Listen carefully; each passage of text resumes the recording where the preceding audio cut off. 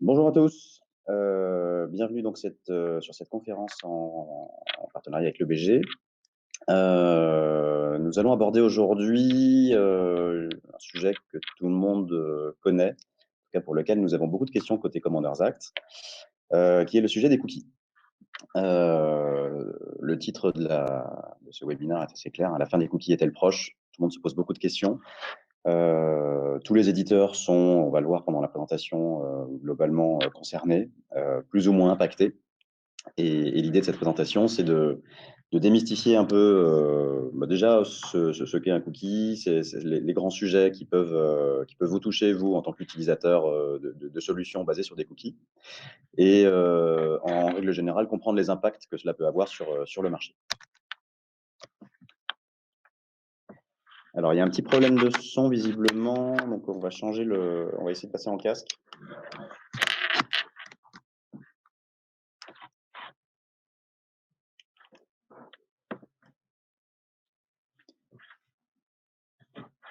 Est-ce que vous m'entendez mieux là? C'est bon? OK. Hem, donc pour me présenter très rapidement, donc moi je suis François Langrand, je suis directeur général et cofondateur de Commanders Act. Dans le cadre, de cette, présentation, la casquette que je vais utiliser, c'est la casquette, un peu technique, un peu conseil.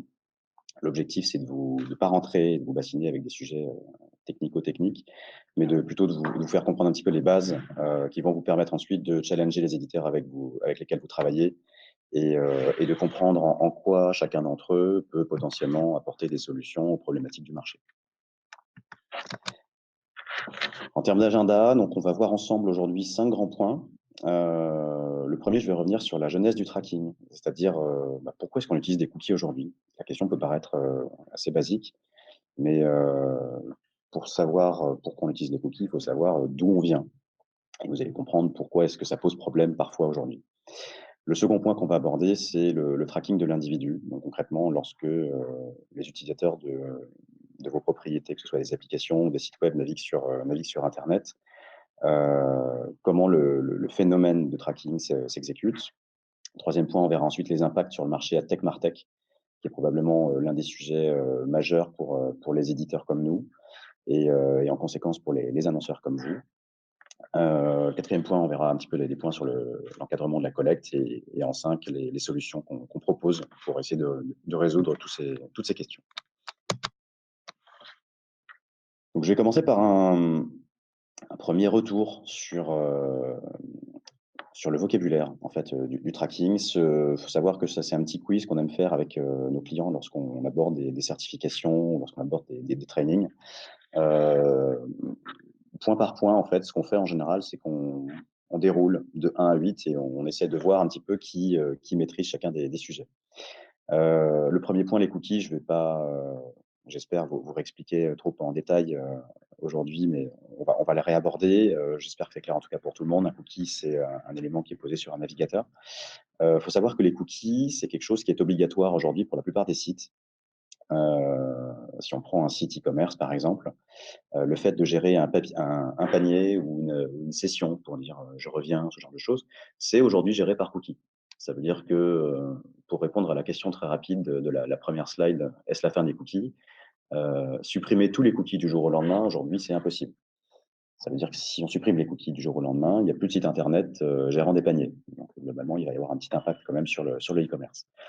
On rentrera en détail sur ces points de cookies, juste après. Le Do Not Track, c'est une norme qui avait été mise en place, à une époque autour de 2002. L'objectif, c'était de permettre, aux utilisateurs, de dire via mon navigateur: «Je ne veux pas être traqué». La problématique de ce Do Not Track, qui sur le papier était plutôt intéressant, c'est que, les éditeurs qui recevaient l'information, donc un Commanders Act, un Criteo, un Google, n'étaient pas obligés de respecter cette information transmise par l'internaute.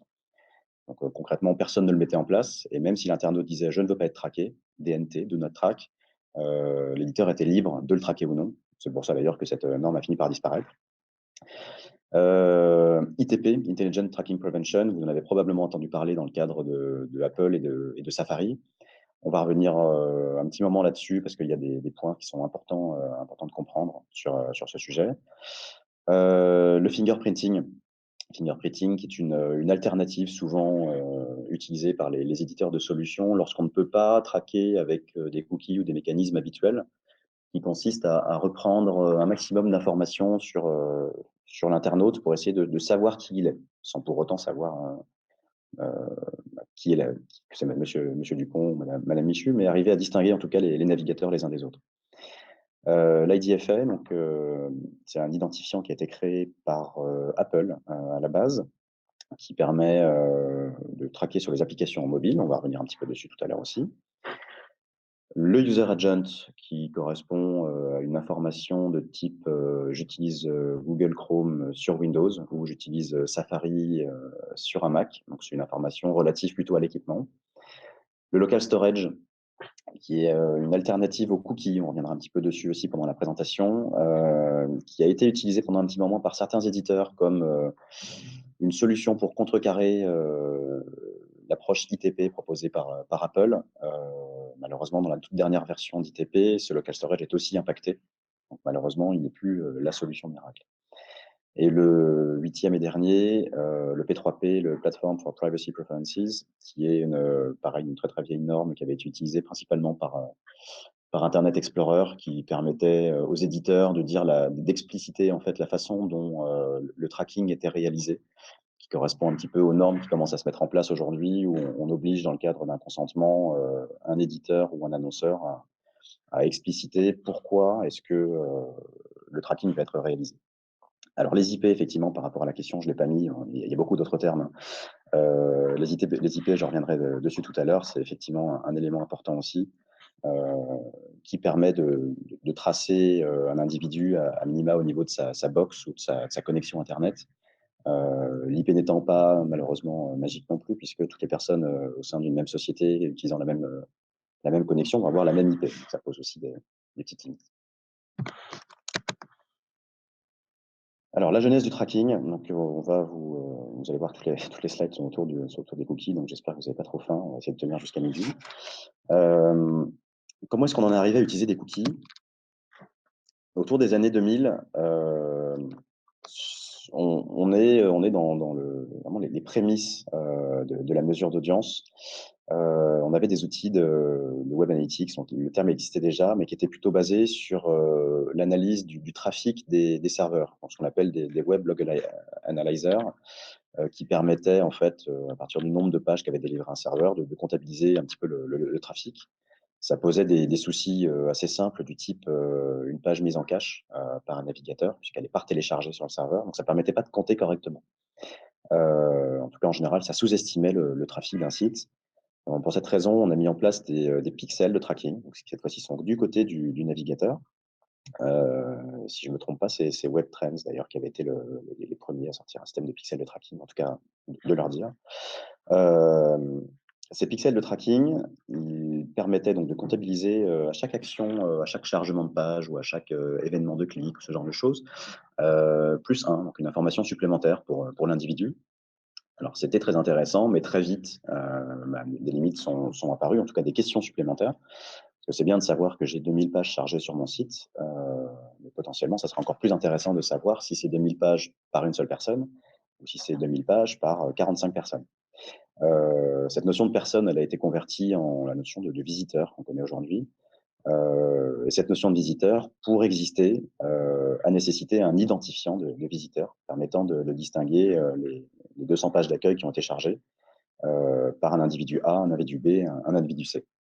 Et c'est pour cette raison que les premiers cookies sont apparus, avec un distinguo assez simple dans un premier temps, c'est distinguer, le A, le B, le C, en leur posant un identifiant dans leur poste. Ces premiers tracking, ils ont servi aussi à justifier des factures de clics, et d'impressions publicitaires tout au début, donc dans les années 2000. Google, pour ne pas le citer, était, l'un des premiers à être challengé là-dessus. C'est-à-dire que le système de liens sponsorisés qu'on connaît aujourd'hui existait déjà à l'époque, mais les annonceurs ont commencé à demander un peu des comptes sur la façon dont c'était comptabilisé et on souhaitait surtout, créer un peu un tracking parallèle, pour contre-mesurer ce que proposait Google. Donc Google permettait, avec un système de tracking qui lui était propre, à la base, et Bing également et tous les autres éditeurs également, de justifier des factures de clics et d'impressions publicitaires qu'il envoyait, aux annonceurs derrière, en disant: «Bah, voilà, vous avez eu 2 000 clics aujourd'hui, vous ne devez pas». Hem, Dans le début des années 2000, on oublie aussi très vite, hein, parce que maintenant on est passé à autre chose, mais les équipes marketing pouvaient enfin, pour la première fois, mesurer un ROI online. Donc c'était important pour eux parce que ça leur permettait bah, tout simplement de suivre de bout en bout un individu, du clic jusqu'à la conversion. Alors, il y avait peut-être des petits problèmes de son encore. Je vais continuer. Si jamais, vous avez encore le problème, vous le remontez. Hem, les emails également. Alors je vais revenir sur les emails parce que c'est un cas important par rapport à notre tracking qu'on évoque aujourd'hui sur les cookies et sur le consentement en général. Pourquoi? Parce que ce qui s'est passé sur les emails, c'est ce qui nous arrive aujourd'hui sur les cookies. Dans les années 2000, on avait la possibilité d'envoyer un email à n'importe qui sans raison, à partir du moment où on était capable d'avoir son adresse email. Donc il y avait des jeux concours qui fleurissaient partout sur internet et votre adresse était passée, de proche en proche à un éditeur A, un éditeur B, et puis tout le monde, se la revendait. Hem, Ce qui a généré une apparition de spam, massif, dont Bill Gates disait en 2007, je vais faire disparaître, sous 2 ans les spams. Bon, en réalité, c'est toujours existant malheureusement.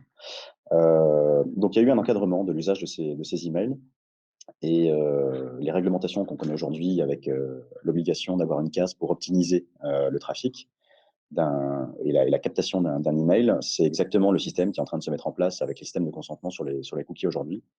Pourquoi? Parce qu'il y a eu de l'abus, il a fallu le normaliser. Donc après ces années 2000, autour des années 2005 à peu près, on a vu apparaître un autre système, je vous en parlais un petit peu tout à l'heure, c'est ce qu'on appelle le tracking de contre-mesure.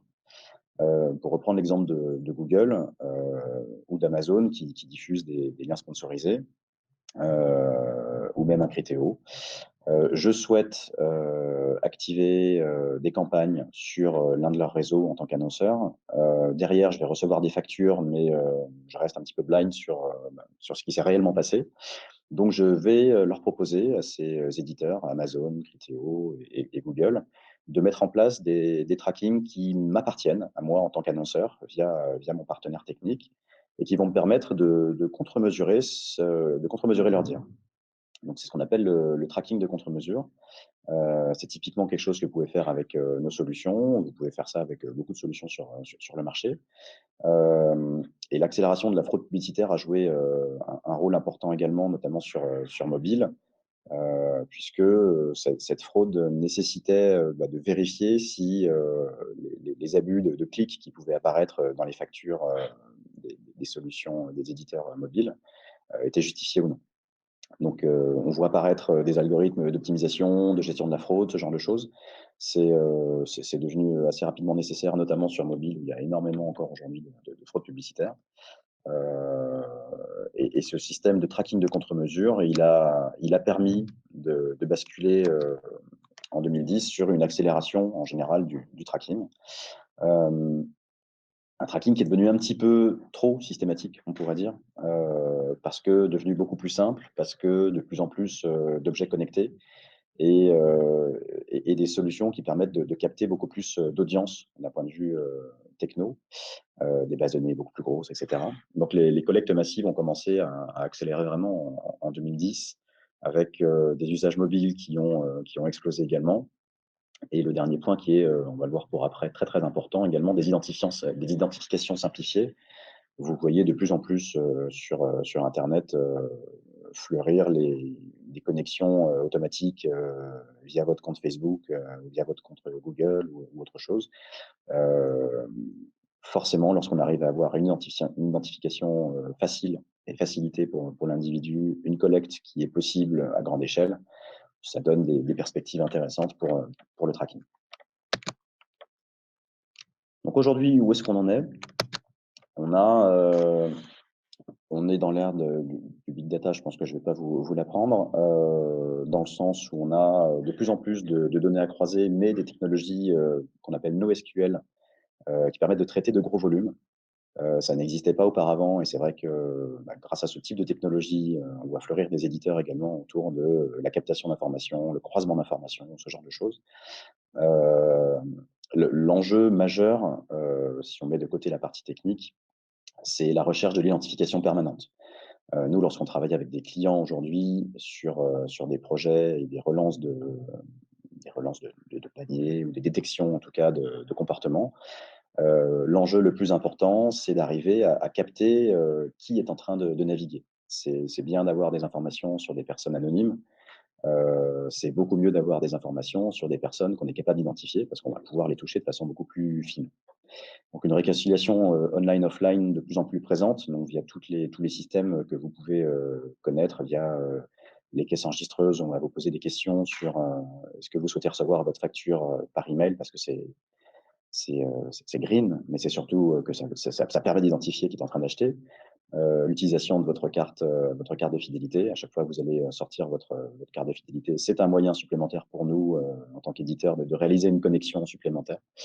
Hem, tout ce qui est, online, offline, c'est le gros sujet sur lequel, on travaille côté Commanders Act, aujourd'hui parce que les univers étaient assez séparés, jusqu'à présent. On avait réussi à faire pas mal de choses intéressantes sur le offline, pas mal de choses intéressantes sur online. Et on se rend compte qu'il y a des interactions de plus en plus présentes, en tout cas des besoins côté annonceur, de réconcilier tout ça pour ne faire qu'un entre les boutiques et le online. Donc le tracking de l'individu aujourd'hui est, avancé. On cherche on tend en tout cas vers une identification de plus en plus, permanente via des mécaniques qu'on va voir ensemble juste après.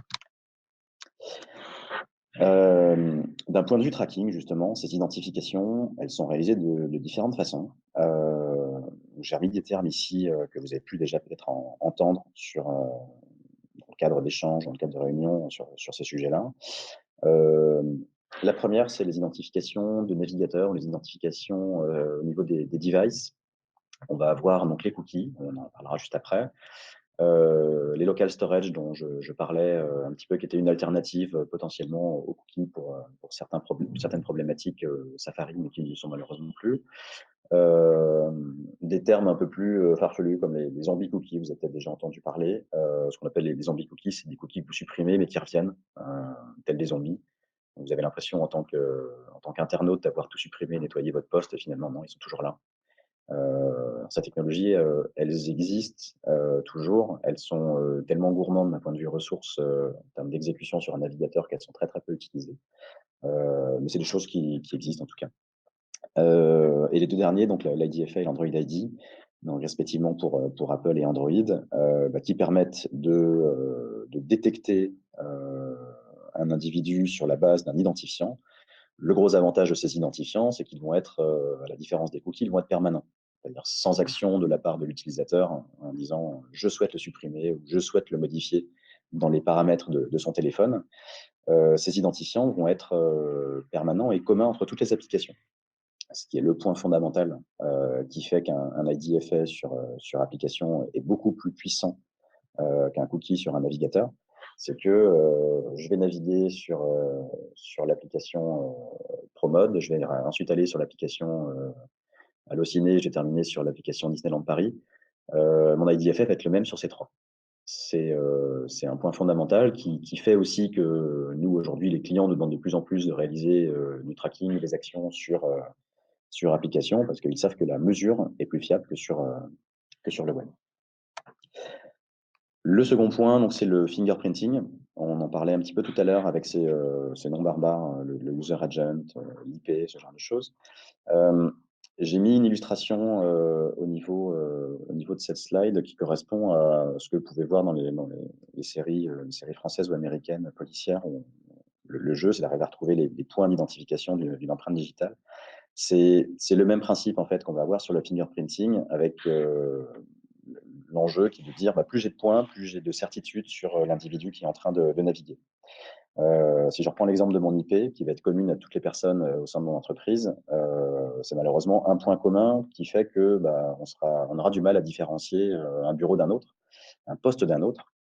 Donc, elle ne sera pas suffisante. Mais si je rajoute le user agent qui va correspondre, à, Google Chrome sur Mac d'un côté et pour une autre personne à Firefox sur Windows, c'est déjà un autre point de différenciation. Et si je rajoute en plus la police, la taille d'écran, des informations sur le mouvement de la souris ou sur sa localisation, tout ça, ça va me permettre de rajouter des points d'identification et sans avoir une version sûre à 100%, donc ce qu'on appelle déterministe, mais une version sûre à 95%, qu'on qualifiera plutôt de probabiliste, la capacité à essayer de retrouver un individu lorsqu'on n'a pas d'identifiant.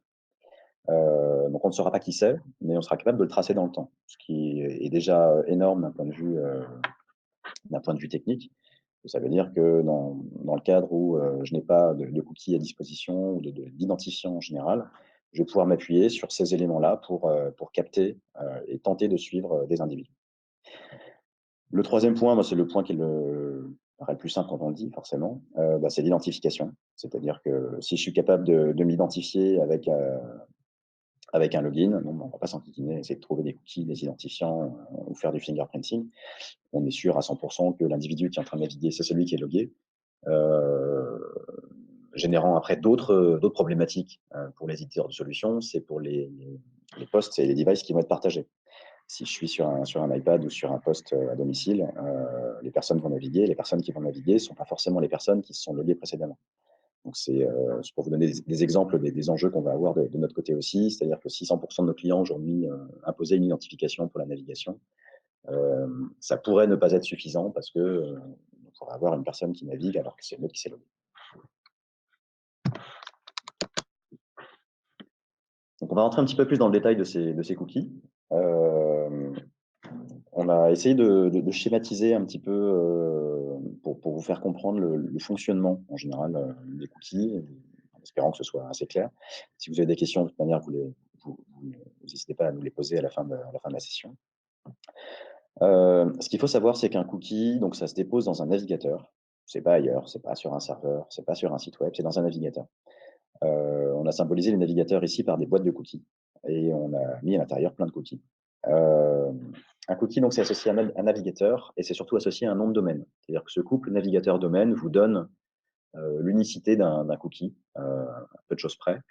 Donc, si on prend la première boîte qui se trouve sur Google Chrome, on va avoir 3 cookies qu'on a mis en évidence ici, un cookie Ubisoft, un cookie Disneyland Paris, un cookie Promode.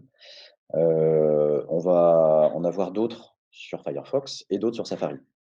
Ce qui est intéressant de noter, c'est que si ces 3 navigateurs sont installés sur votre bureau, vous allez avoir un cookie Promode, un deuxième cookie Promode et un troisième cookie Promode. On les a mis ici en rouge. Ces 3 cookies, en fait, sont différents parce que le fonctionnement et le pool de cookies est différent de l'un à l'autre.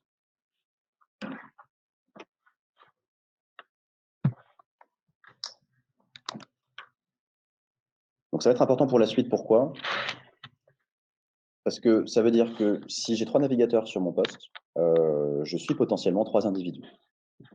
Et donc si j'ai pas un moyen de rapprocher tout ça, je suis 3 individus différents et donc on va chercher à améliorer ce tracking, à l'affiner.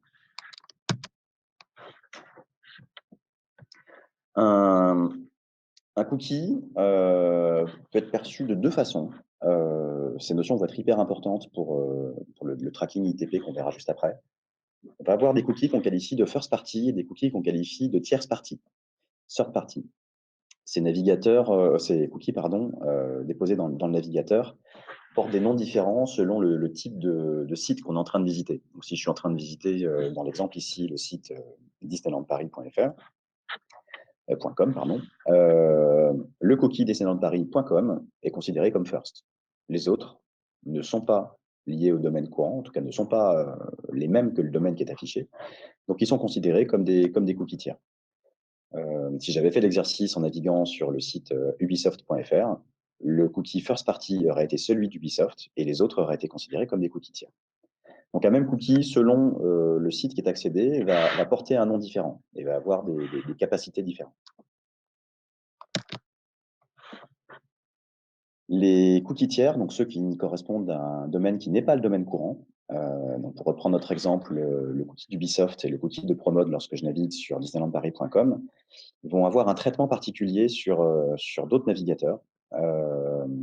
Donc sur Chrome, c'est un petit peu en train d'évoluer, mais pour l'instant, il y a pas d'impact avant 2020. Sur Safari, ils ont toujours été bloqués. Donc la question de est-ce que l'ITP bloque les cookies tiers ou ce genre de choses, vous pouvez la mettre de côté. Les cookies tiers ont toujours été bloqués sur Safari. Donc, le sujet n'existe pas. Sur Firefox, depuis le 3 septembre 2019, la nouvelle version de Firefox à l'époque, donc c'est assez récent, les cookies ont été désactivés. Les cookies tiers ont été désactivés, en tout cas, via un système assez élaboré de détection de domaine. Je ne vais pas rentrer dans les détails maintenant, mais en tout cas, ce qu'il faut savoir, c'est qu'il y a un impact maintenant aussi sur Safari au niveau de ces cookies tiers. Je vais revenir après sur des cas précis pour Criteo, Google Analytics, pour illustrer justement les questions que vous pourriez avoir sur ce point-là. J'ai des slides dédiés. Ce sera peut-être plus concret encore. Alors, le cas ITP, donc le cas de Safari, puisque c'est celui qui nous intéresse, est important parce que Safari est le seul des navigateurs, donc si vous avez une phrase à retenir, c'est celle-là, c'est le seul navigateur qui a un impact sur les cookies first. Il n'y a pas d'autre. Ce navigateur Safari, via ITP, donc Intelligent Tracking Prevention, qui consiste à une somme de règles plus ou moins complexes dont l'objectif est de détecter est-ce qu'il y a un tracking ou pas. Ces cookies first vont avoir un traitement particulier sur Safari. Donc à la base, on pourrait se dire, il est posé puisqu'a priori Safari les accepte. La réponse est oui, mais sa durée de vie va être différente. Lorsque je suis sur un cookie qui va être créé par un tag, qui va donc déposer ce cookie first de disneylandparis.com sur le domaine disneylandparis.com, les nouveautés de l'ITP, c'est que ils vont être limités entre 24 heures et 7 jours selon les cas. Donc nous, on résume à 24 heures parce que c'est le pire des cas. Ça veut dire quoi? Ça veut dire qu'il va y avoir des impacts et que ce cookie va disparaître au bout de 24 heures. Si en revanche, ce même cookie est créé par un serveur, je prenais l'exemple en début de session d'un site internet qui utilise des cookies pour gérer les paniers, par exemple. Donc ça, c'est typiquement un cas de cookie first créé par le serveur donc pour gérer la session d'achat. Il n'y a pas de restriction, fort heureusement. Ça veut dire que vous pouvez continuer à avoir des sessions de paniers qui vont perdurer d'une journée sur l'autre. Et vos internautes, vos clients en général, ne seront pas impactés sur cette partie-là. Le sujet est vraiment pour ceux qui ont été créés par tag, qui vont avoir un impact et ça va avoir des conséquences sur la mesure et sur ce que vous allez pouvoir faire des solutions. Donc, au niveau du tracking de l'individu, on va rentrer dans des cas pratiques. Ça vous permettre un petit peu mieux de comprendre, si vous utilisez les solutions que je mentionne, l'impact concrètement sur votre business. On va commencer par Google Analytics, qui, sans prendre trop de risques, devrait représenter pas mal de cas. Comme on le disait tout à l'heure, alors déjà, il faut savoir que Google Analytics fonctionne en first party cookies, donc des cookies qu'il pose sur le domaine courant. Toutefois, il les pose par tag. Donc, on est sur le cas des 24 heures que je mentionnais précédemment, où le cookie va expirer au bout de 24 heures. Donc, on imagine le scénario où jour 1 à 9h50, par exemple, ce matin, je navigue sur mon site internet. Google Analytics va me poser un cookie. Comme c'est posé par tag sur Safari, je vais avoir 24 heures de validité. Si je reviens le lendemain à 10h10, donc à plus de 24 heures, le cookie aura disparu. La conséquence, c'est que Google Analytics va créer automatiquement un nouveau cookie, donc un autre cookie first, puisque le premier n'existe plus, ce qui va avoir des impacts sur la mesure, parce que le rapprochement entre ces deux sessions ne sera plus assuré. Donc ça va être compliqué en fait sur Safari pour le cas de Google Analytics de suivre un internaute ou un mobinaute d'une session à l'autre, d'un jour à l'autre. On verra sur la partie impact tout à l'heure justement les conséquences que ça va avoir au niveau de la mesure pour vous. Si on prend un deuxième cas, illustration avec Criteo. Donc il faut savoir que Criteo fonctionne avec des cookies tiers. Ces cookies tiers, comme on les a vus tout à l'heure, sur Safari et sur Firefox, ils vont poser problème puisqu'ils sont bloqués. Donc, concrètement, je navigue sur le site annonceur, je suis sur disneylandparis.fr. Je vais avoir un disneylandparis.com, peu importe. Donc, je vais tenter de poser ce cookie. Je ne peux pas parce que le système m'en empêche. J'aurai la même chose sur Safari. Donc, sur le site éditeur, en tout cas en se basant sur un cookie, je ne vais pas pouvoir faire de retargeting puisque cette technologie-là, en tout cas, ne le permettra pas. Donc, sans login ou sans identification client, on va revenir un petit peu dessus après, et en se basant que sur des cookies, je ne peux pas cross-site essayer de suivre un individu. Le tracking cross-device, c'est encore plus compliqué, parce que là, on passe vraiment d'un support à un autre. Lorsqu'on passe d'un support à un autre comme ça, il n'y a pas de magie.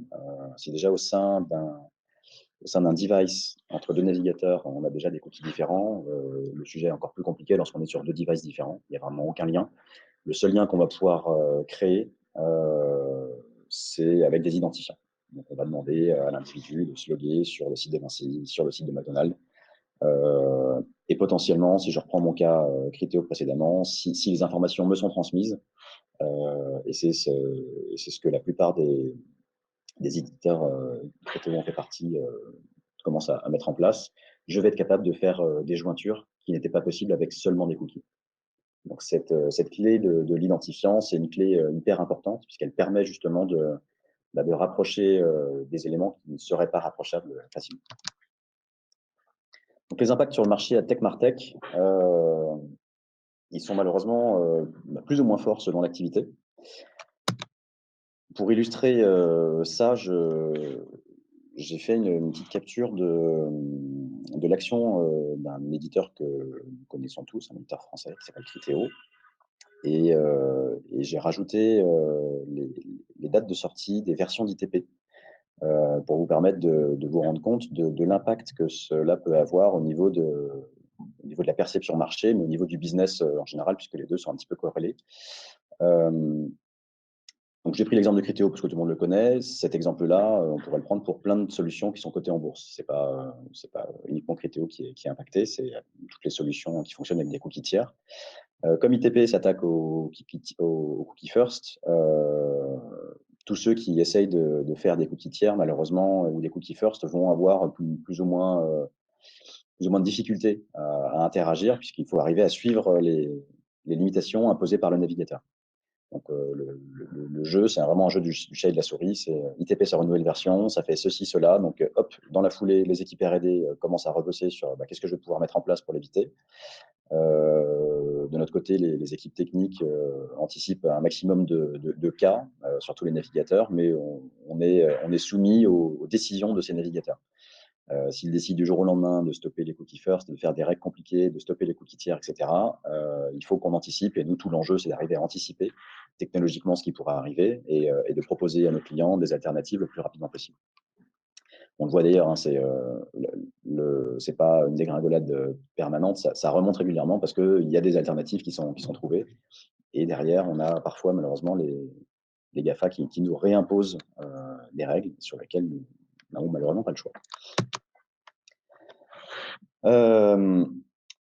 L'impact ITP sur l'analytics, le testing et les push notifs, on vous les a remis ici, comme ça sera bien clair. On a travaillé avec 55 sur ces trois slides-là pour exprimer un petit peu clairement et de façon plus transparente aux éditeurs et aux annonceurs les impacts que vous pouviez avoir au quotidien. Donc sur l'analytics, on prend l'exemple de Safari.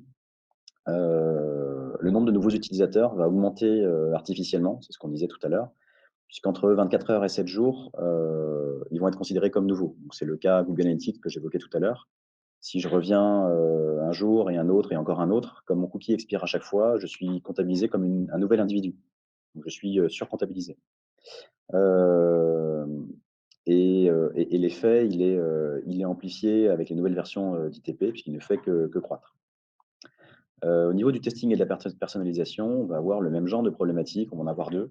Le premier, c'est d'arriver à suivre un individu, parce que lorsqu'on commence à faire des jeux de test pour essayer de simuler ou de split tester de l'audience, Le problème, c'est qu'un individu va passer dans une audience A, puis dans une audience B. Donc, en termes de résultats d'exposition, c'est très compliqué d'arriver à déterminer qui est qui, tant qu'on n'a pas d'identifiant. Si on se base sur du cookie, malheureusement, il peut se retrouver dans les 2 poules.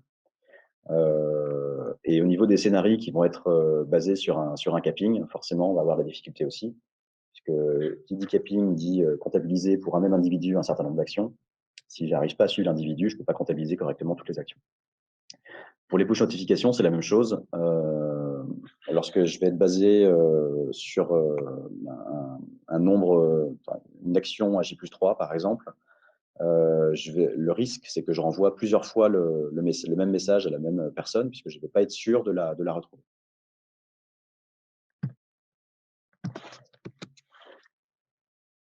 Au niveau de l'impact sur les médias, euh, alors sur les DMP, justement, on va y arriver, parce que j'avais des questions dessus.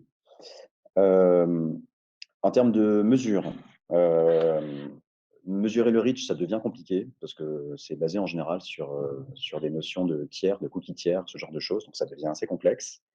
Le multi-touch attribution, donc le MTA, ça devient aussi un challenge parce que lorsqu'on est cross-site, qu'on veut savoir et essayer de suivre un individu qui a cliqué sur un lien, qui est passé sur un autre avant de convertir sur mon site, ça se faisait auparavant avec des cookies tiers. Si les cookies tiers disparaissent, ça devient de plus en plus compliqué.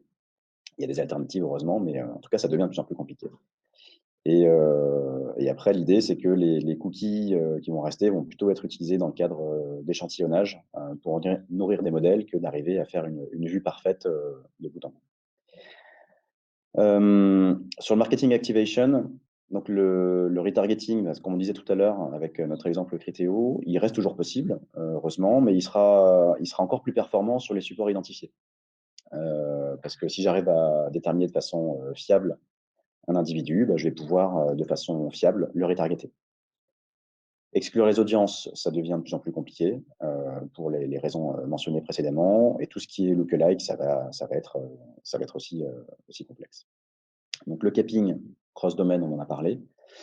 Si je ne peux pas comptabiliser le nombre d'actions sur un individu de façon fiable, je prends le risque d'augmenter le nombre de fois où je le touche. En revanche, au sein d'un même domaine, donc si on parle de capping, non pas de cross-domaine, mais au sein d'un seul site, c'est quelque chose qui peut être envisagé avec les limitations que l'ITP va nous imposer sur Safari.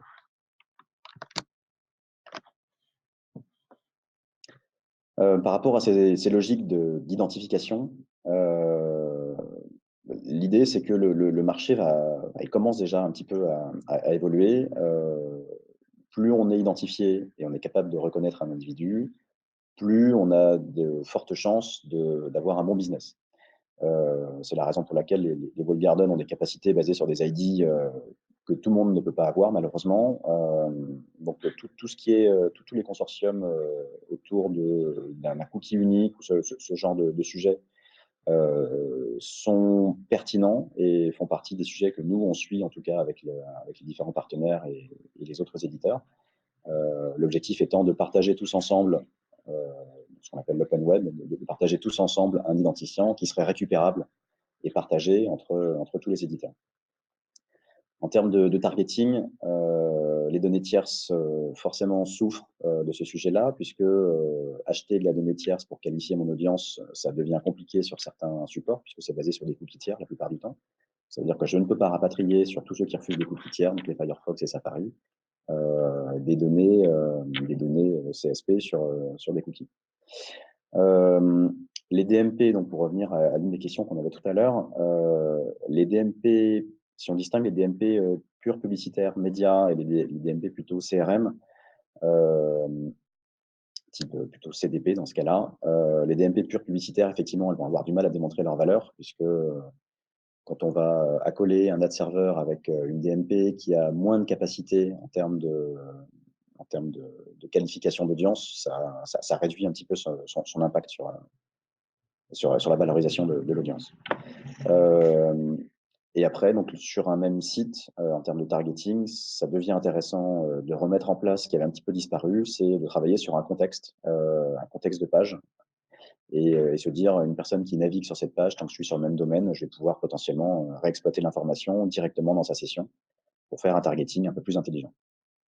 Donc à la fin, on aura moins de médias long tail et plus d'espace publicitaire haut de gamme basé sur les données first party. Ça veut dire que bah, techniquement, il faut que les ad serveurs, les DMP et tous ceux qui gravitent autour de cette qualification d'audience fassent évoluer leurs standards également. On commence à voir évoluer, nous on s'intéresse aussi à ces sujets-là, des audiences qui sont plus first party que tierces, des technologies qui sont plus first party que tierces en général, du stockage dans les navigateurs et plus du stockage sur des bases de données. Donc c'est des choses qui existent et qui sont dans l'air du temps en tout cas. Euh, pour terminer, donc on va avoir 2 points. Le premier, je reviens très rapidement sur l'encadrement de cette collecte. On parlait tout à l'heure des, des emails qui étaient envoyés dans les années 2000 de façon un peu abusive, ce qu'on qualifie toujours de spam. Euh, si on fait le parallèle avec les cookies, c'est un peu le même principe, c'est un peu le Far West. Et là, on arrive à la fin du Far West où tout le monde pouvait faire ce qu'il voulait sans problématique et sans restriction. Euh, et le système de consentement qu'on met à disposition aujourd'hui sur les sites, nous, dans le cadre de notre offre, donc toutes les petites bannières que vous pouvez voir fleurir sur Internet ou sur les applications ou sur les sites, font partie de cet encadrement généralisé de la collecte. Il y avait travaillé énormément dessus également. Enfin, il y a beaucoup de sujets qui se mettent en œuvre et qui permettent d'encadrer un petit peu mieux ces systèmes, ce qui va nous permettre aussi, nous, en tant qu'éditeurs, de proposer à des annonceurs une collecte de qualité et plus une collecte massive avec pour objectif de faire du branding sans détail. Euh, la mise en œuvre de nouveaux process internes, donc vous devez être forcément impacté au sein de vos sociétés en tant qu'éditeur ou en tant qu'annonceur, avec tous les DP quelque chose, les DPO, les DPA, je ne vais pas revenir dessus, je pense que on vous a suffisamment bassiné avec les sujets RGPD dans les années passées. La nécessité pour la marque de créer de la confiance en jouant la carte de la transparence. Donc, c'est ce que je disais tout à l'heure, c'est plutôt que de collecter massivement à l'insu de vos utilisateurs et de vos acheteurs. Euh, Nous, ce qu'on observe, c'est que la carte de la transparence, c'est apprécié par les utilisateurs de vos supports. Plus vous allez être transparent et plus vous allez leur expliquer comment vous fonctionnez, plus vous allez avoir l'équivalent de cette optimisation au niveau des emails propres qui consiste à dire, voilà, nous, on travaille comme ça, on ne travaille pas comme ça, en ça, on est mieux que le voisin, et on se sert d'outils qui nous permettent de vous garantir que ce qu'on fait, c'est propre, globalement. Euh, la pression interne du légal pour obtenir des consentements utilisateurs, ça va dans le même sens également. La pression n'est pas que de la part de vos utilisateurs et de vos clients, mais également en interne. Donc ça répond globalement aux mêmes problématiques. La mise à niveau général sur la réglementation européenne et ses interprétations, donc ça, c'est quelque chose qui évolue notamment dans le cadre du privacy. Je ne vais pas revenir là-dessus, c'est pas le sujet du webinaire, mais l'écosystème évolue en tout cas. Et cet écosystème, il doit continuer à évoluer dans le sens de la transparence, mais tout en continuant à optimiser les performances mises à disposition aujourd'hui des marketeurs. Donc c'est toute la difficulté en fait en disant je suis transparent, je fais des choses très propres, mais si je fais des choses un peu trop propres, bah, j'ai plus beaucoup d'audience targetable. Donc c'est des sujets sur lesquels également on travaille beaucoup. Donc il y a des problématiques effectivement. Donc non, ce n'est pas la fin des cookies pour reprendre la réponse à la toute première question. Il y en a moins, il n'y a pas les mêmes cookies, mais il en restera toujours. En tout cas pour l'instant, il en reste toujours. Le sujet, c'est d'arriver à les faire vivre un petit peu plus longtemps, si vous avez suivi le fil de la présentation. Donc, ça fait partie des choses qu'on propose, qu'on commence à proposer à nos clients. Dans les réponses qu'on propose dans l'offre CDP Commanders Act, on va retrouver 2 produits qui sont les produits phares pour ce sujet. Le premier, c'est le produit qui s'appelle Trust Commander, qui permet de gérer les bannières que vous voyez sur le site pour la captation du consentement de façon transparente. Et le second, c'est ce fameux challenge de l'identification avec un produit qui s'appelle Fuse Commander, qui permet de travailler les données d'individus cross-device ou cross-channel pour arriver à faire ces jointures qui sont parfois difficiles sur Safari. On a lancé dans ce cadre-là un module en open beta très récemment auprès de nos clients, il y a moins de 2 mois, qui est assez innovant dans le sens où il va permettre de prolonger la durée de vie des cookies sur ITP au-delà des 24 heures qu'on vous mentionnait tout à l'heure. Donc si on prend mon exemple de Google Analytics, qui va perdre les cookies régulièrement, tous les, entre 24 heures et 7 jours, ce module Phoenix qui porte bien son nom, il va vous permettre de prolonger la durée de vie de ce cookie au-delà de 24 heures et donc d'avoir une mesure qui va, rester aussi fiable qu'elle l'était auparavant. Donc la bêta a été lancée, le mois dernier auprès de nos clients. C'est intégré nativement dans notre, TMS Tag Commander et les clients peuvent en bénéficier donc pour prolonger la vie, des solutions, prolonger la vie des cookies, des solutions qu'ils utilisent. Voilà, j'espère que c'était assez clair. Voilà, juste une petite capture de l'interface. Je ne vais pas rentrer dans les détails maintenant. Je vous propose de basculer sur les questions, parce qu'il y en a certaines qui sont passées. Alors, qu'en est-il des partenariats seconde partie? Alors, les secondes parties, on n'en a pas parlé, mais il faut percevoir les cookies seconde partie comme des cookies tiers dans l'exemple qu'on évoque, puisqu'en fait, c'est des cookies qui ne sont pas sur le domaine courant. En fait, il faut distinguer first du reste, c'est plutôt comme ça. Donc, soit on parle d'un cookie first parce que c'est le cookie du domaine. Je suis sur ubisoft.fr, donc mon cookie first, c'est le cookie Ubisoft.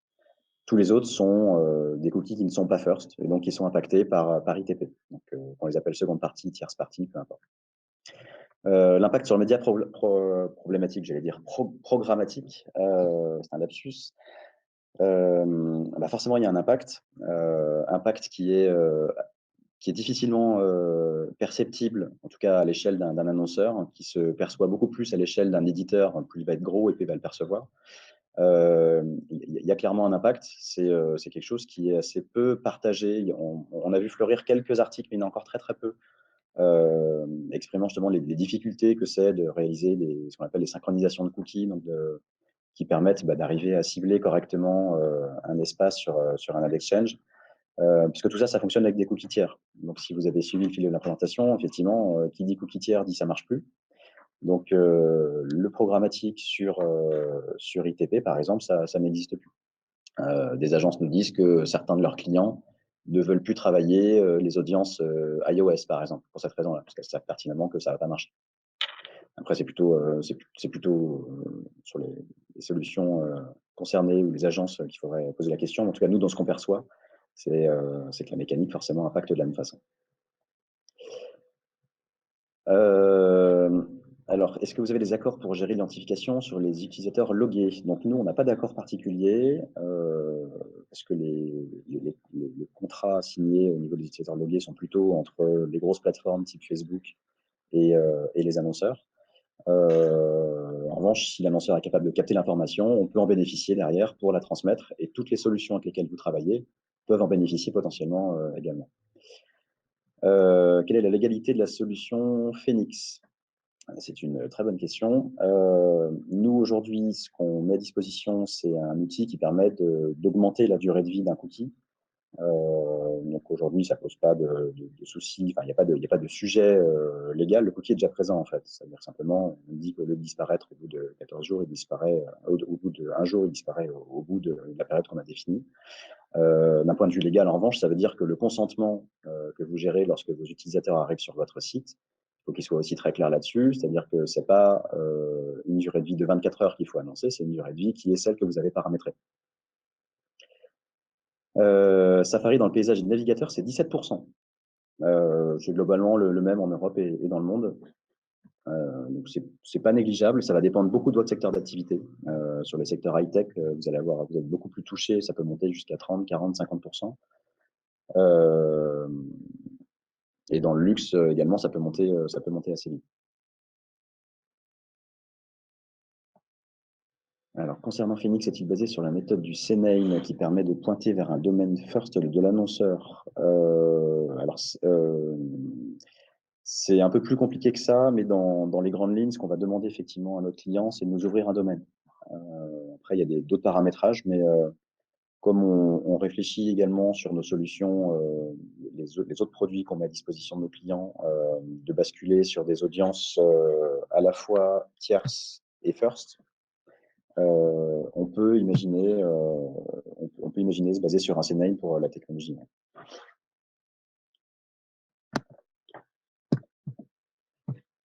Alors,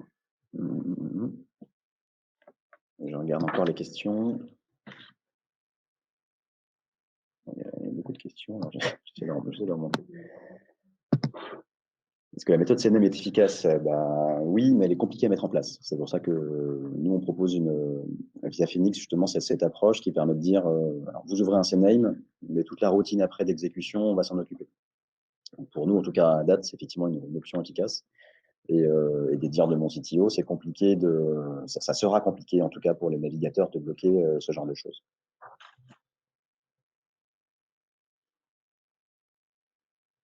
La solution ID5 est-elle crédible à court terme en Europe? Je préfère que vous posiez la question à ID5 directement, parce que je ne me sens pas forcément à l'aise pour répondre sur leur technologie.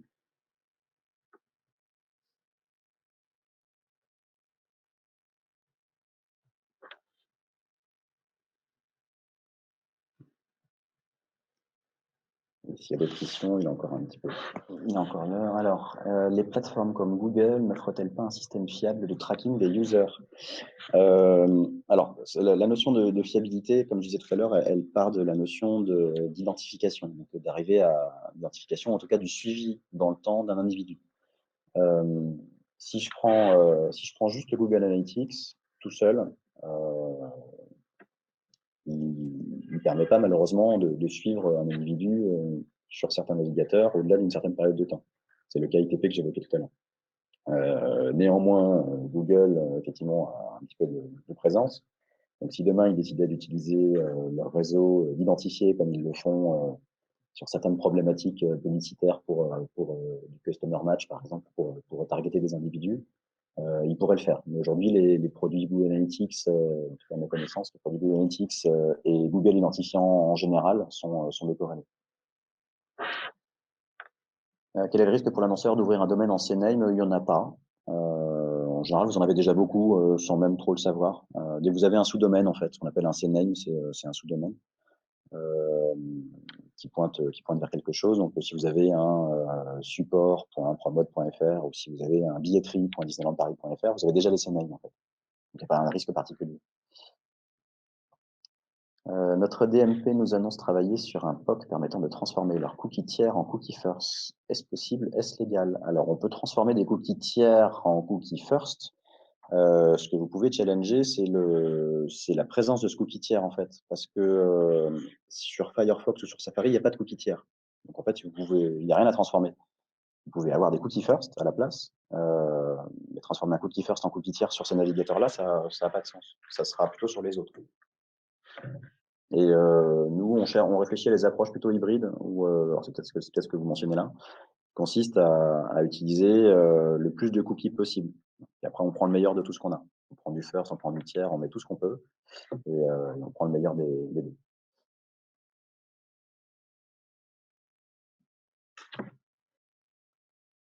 Il nous reste 3 minutes. Si vous avez encore des questions, c'est le moment.